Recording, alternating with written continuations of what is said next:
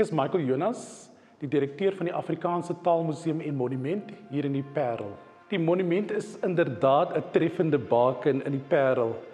Die rede hoekom ons die monument in die Parel het, is omdat Parel het 'n deurslaggewende rol gespeel in die vestiging van Afrikaans.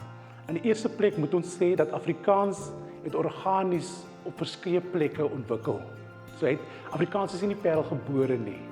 Maar wat belangrik is dat die Parel het gehelp dat Afrikaans verhef word tot 'n amptelike taal, 'n taal wat gepraat word in die kerk, die skool en in besigheid. Die monument is 'n beeldhouwerk in die brutalisme styl.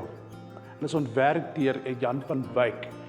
En beide die Taalmuseum en die monument beywer hulle vir die bewaring van die ontstaansgeskiedenis van Afrikaans. So by die monument kyk ons na die oorsprongwortels van Afrikaans. In die voorportaal byvoorbeeld het ons gekyk na hoe gaan ons meer stemme toevoeg tot die narratief, die storielyn van die instelling. En ons het begin om 'n mondelinge oorlewingsprojek waar ons onderhoude gevoer het met die bouers.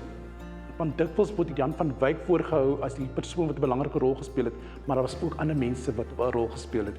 En hierdie terrein met die oprigting van die monument het 'n multikulturele, veeltalige omgewing geword.